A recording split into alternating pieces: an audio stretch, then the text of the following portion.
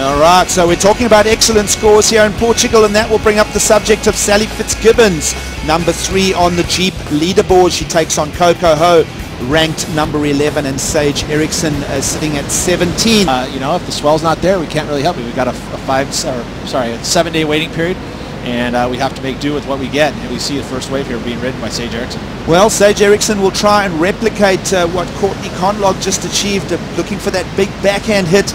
Now this one's got enough push. You see, this is where the tide discussion comes into it. She's traveled all the way through and just looking for a connection through to the inside. That's a big amount of distance, folks, that she's traveled, probably about 150, 200 yards of lineup she has to paddle back through. So it's a big playing field here, very open to the North Atlantic exposure here, Peter. One of the bonuses, though, is that she sits in a scenario where there is that nice heavy rip that kind of pulls you back out. Well, here we go. Fitzgibbons already posting a 4.33. Now at work on wave number 2, and she squares it up to the inside, little combination, and well, she'll deliver number 2 for us. Already posting, as we said, the 4.33 from our judging panel. Maximum on that was one judge going a 4.5. And so 7, you know, she's at number 8. As you see some action here, this is she sits now at number 11. Yep. on the which is outside of qualification, so she really needs to put some results on the board so she can stay on tour. Exactly. So Coco Ho slipping down the championship tour rankings here, but I'll tell you someone that's looking solid is Courtney Conlog. She's down with Strider Wazalewski. Meanwhile, the number did drop during that Courtney Conlog interview, and Sally Fitzgibbons picks up a 6.17 here, so she moved down the beach, as you said, Peter. Let's have a look at that number. Well, and here she is. She starts off, it's a little bit shaky, but ultimately this wave loads up on the inside, and that's the kind of stuff where she sees this down the beach. She sees that opportunity of steep face. She sees the opportunity on the shore break. You know, you go up that beach a little bit, things change. You know, the water's a little deeper. You'll say you'll be surfing the shore break. You know, and we may see that today at the midpoint of the day. We may see just the surfers surfing the inside shore break, because that'll be where the highest quality of wave is, you know, where the outside starts to slow down a bit, inconsistent because there's so much water on the outside. Here we go, some live action. All right, so Sally Fitzgibbons here sweeps out the cutback to get going. Her decision to use this right-hander, she's just peppers over the end of it. It's not going to come together for wave number 3 for Sally Fitzgibbons. But looking back at her calendar here, Peter, she picked up a 5th last week at Trestle, so her surfing's on point. They're really actually kind of coming into their stride and learning how to surf these different breaks on tour, and then they'll start contending for world titles. All right, Coco Ho on screen with the big hits on the outside. She knows that's where the numbers are going to come from. She's moved a little bit over in the lineup as well, so well, going for the big maneuver on the outside. She's on that Mayhem surfboard, and well, that first maneuver, Peter, I thought was quite a nice crack. We'll wait and see what kind of numbers check in for Coco Ho, currently holding 3rd place in the heat and really needing to unlock something previous to that, just a 2.9 as a counter. So let's have a look and see here, as now more surfing from Sage Erickson, looking for that link, and well, both girls finding a little trouble now on that, what was the regular spot at the opening day, you know, the first heat. Well, that's again, Sally, you know, that's one of the things I think that you take into consideration, Sally, all of that early morning, get down here, surf all day long. But it's pretty awesome that she's been able to do that with, you know, literally a hole in her ear. Right. Well, 30-minute heats are playing out here, and we'll just have a little look here. Sally Fitzgibbons, your heat leader, up and riding again, looking now to dispose her opening ride of a 4.33. And well, we don't think she's going to do it with that. And while the judges work to those numbers, the Cascais Women's Pro, of course, stop 8 on the Samsung Galaxy World Surf League Championship Tour. And this is a big maneuver for Sage Erickson right there. She needed to stick that one there, Peter. She's finding herself in 2nd place. Not a big requirement. Meanwhile, heat leader up and riding now. On the inside, Sally Fitzgibbons will just clip away at the lip there with that helmet on. We were talking about that injury, the ruptured eardrum, and Sally Fitzgibbons surfing to tune here for an exchange between Erickson and Fitzgibbons. Wow. We didn't really catch the outside move of Sally Fitzgibbons, so I don't know if she actually had it, but that inside move was solid. All right, now on screen, Coco Ho will get up and going. Now that's a nice little clip. Board speed is up. Now is there a section for her to climb? The wave does soften out a touch here, but Coco Ho through to the inside, and she'll just fall in that deep water trench. So Coco Ho scores of a 2.9 and a decimal, so she'll definitely get rid of the decimal here.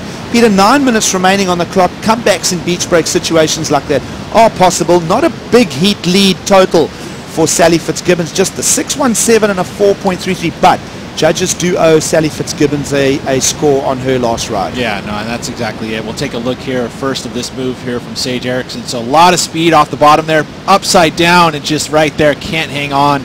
A missed opportunity from Sage there, and goes down. So here, paddles into it, so it doesn't look like she's going to get that outside move here.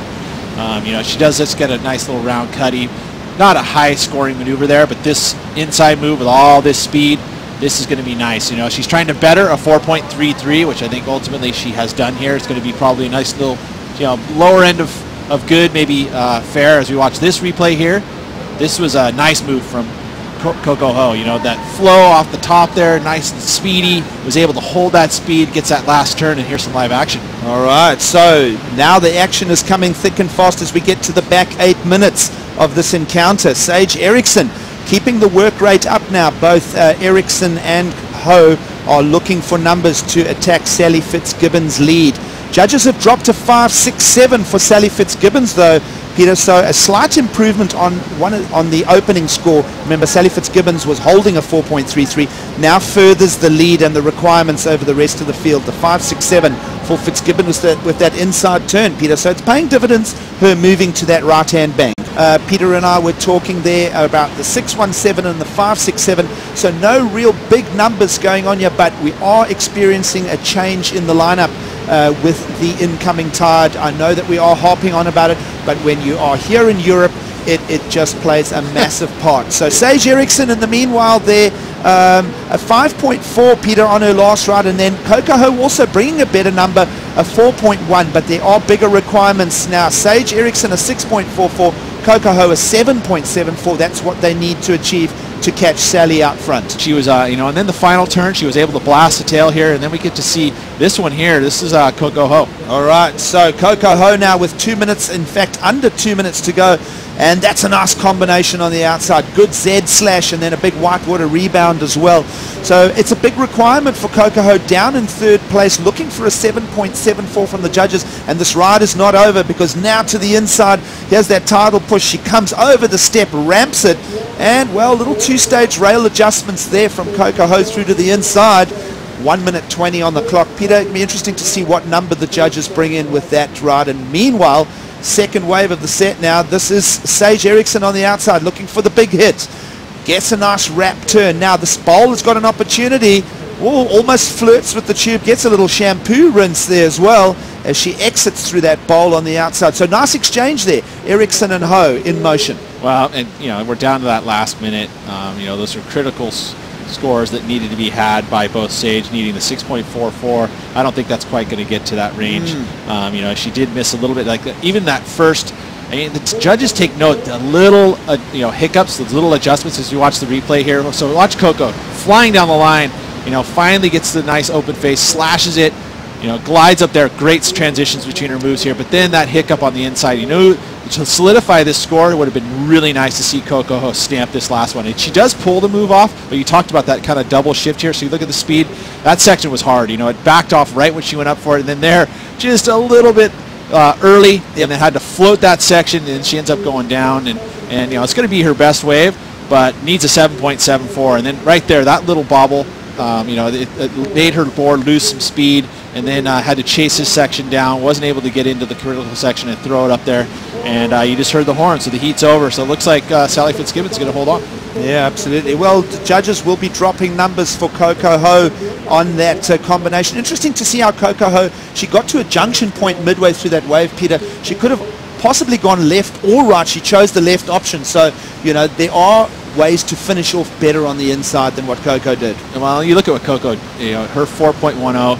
Adjustment made. She moved north up the beach, you know, with that tide filled in. She did make that adjustment, unfortunately, you know, and then a 6.2, her best wave on her last wave, but it was just too late in the heat. Wasn't able to make that adjustment early enough. All right, so getting the individual best, highest single wave of a 6.2 was Coco on that last one. So sending a little message out there, but she doesn't back it up. A 4.1 is her other number to count. So that is the situation. It looks like Sally Fitzgibbons, without too much of a fuss, Peter, straight through to round 3.